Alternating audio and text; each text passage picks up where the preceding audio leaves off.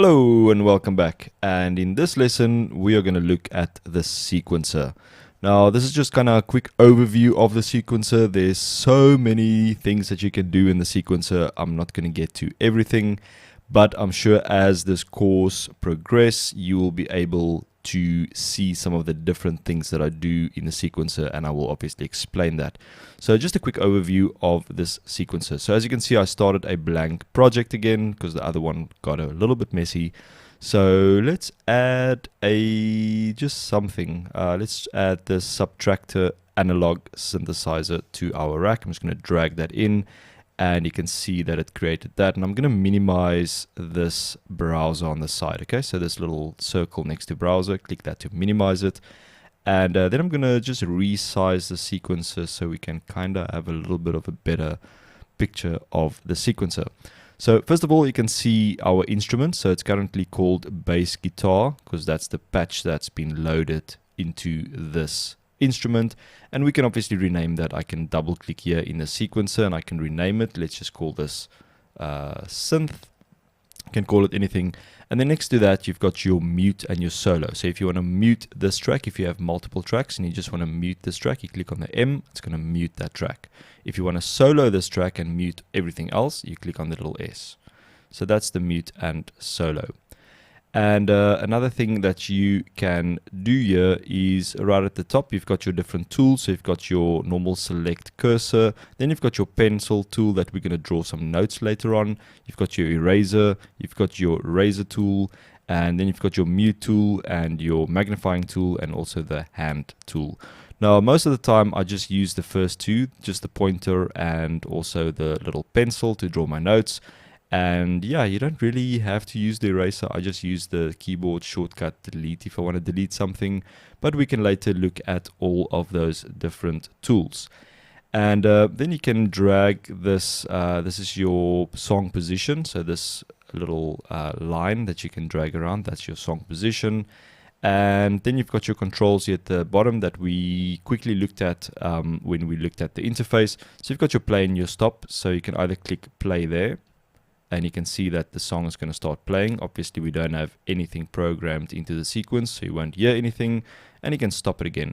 Or you can also use the space bar on your keyboard to play. You can see there it's starting to play, and I can hit space bar again to stop it. Then you can also see we've got an L and an R. Now that's left and right. It's almost like an in and an out point.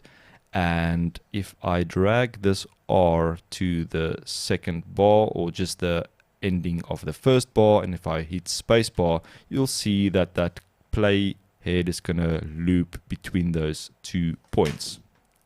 Now you can also see at the bottom next to this play we've got this loop enabled, so I'm just going to press space to stop that, and I'm going to take the play head back to the beginning, and I'm going to deselect or disable the loop right here at the bottom.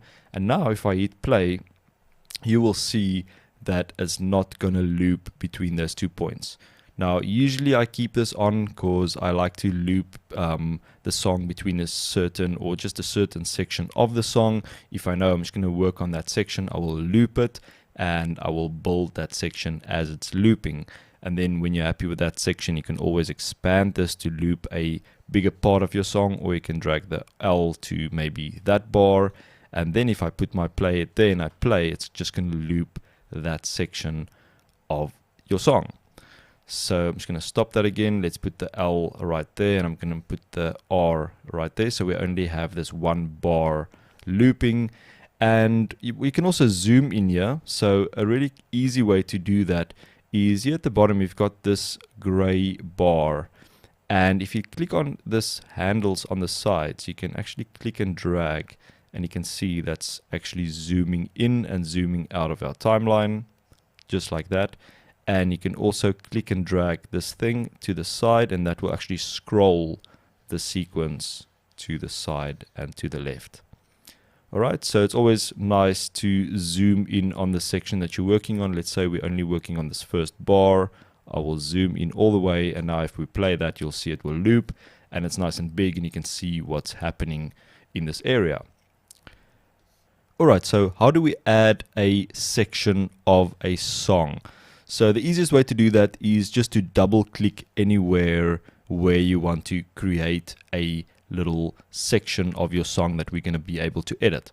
So if I double click in this area right next to the synth, in this open blank space right here, just double click and it's going to create this little section. And that section we can go into edit mode.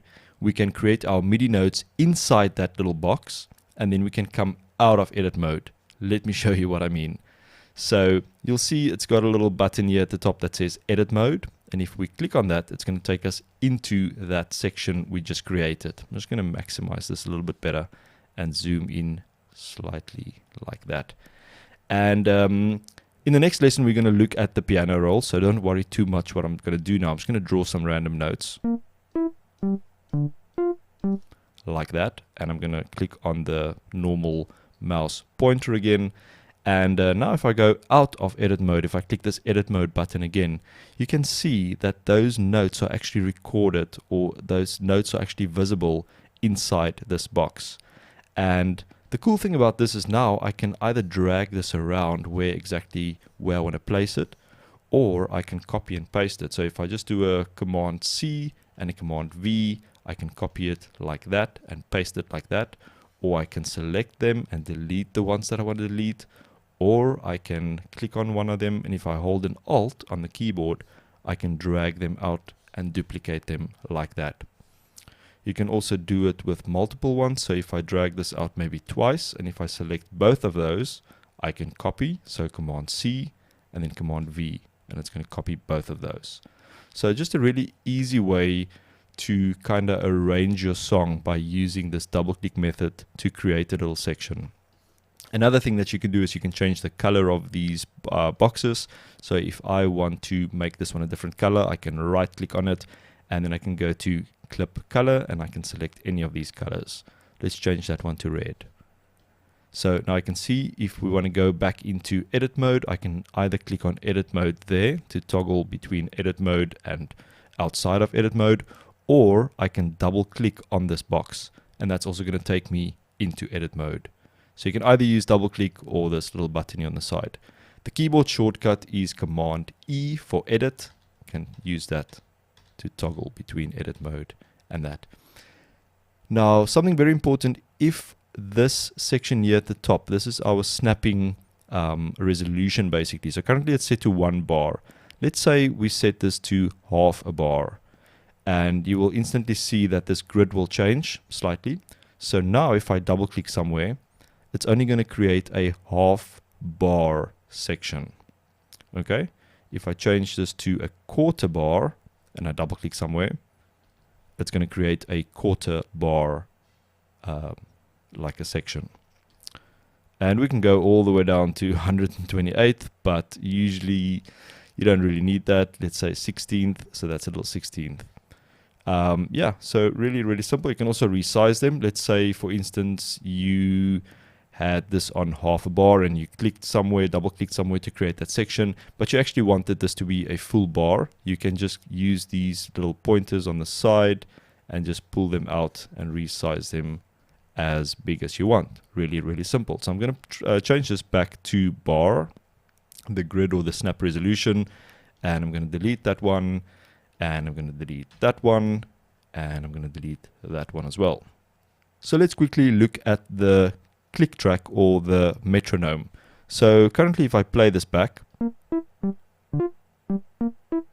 that's a horrible tune, but anyways, you didn't hear any click track. So now here at the bottom, if I enable this click track right there and I hit play again, you can hear the metronome is running.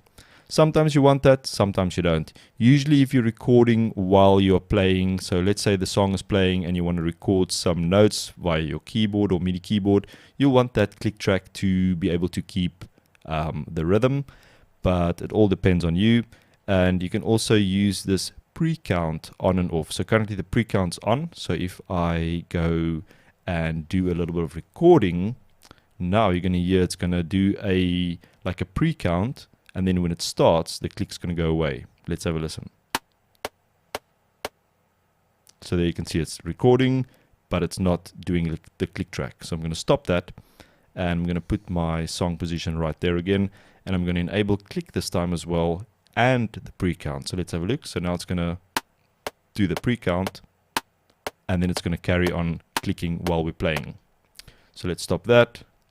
And then you can also change the tempo. So currently the tempo is on 120 beats per minute. So you can increase that. You can double click on that and you can type in, let's say 140 beats per minute. And now if we enable that click track and we play, and let's play our little section that we created.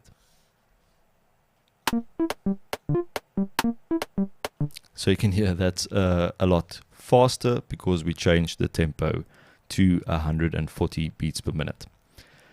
And yeah, that is basically the overview of this sequence. You also have snapping enabled here at the top, so you can click this snap button and then that will disable snapping. So you can see now I can actually move this smoothly to where exactly I want to place it. But I will recommend to keep snapping on for the duration of this course. Usually if you want to make really small changes to something and you want to offset it slightly, you will disable this snap button, and then you won't be able to snap like that. You will just be able to move it along smoothly. So yeah, that is basically just a quick overview of the sequencer. I will see you in the next lesson.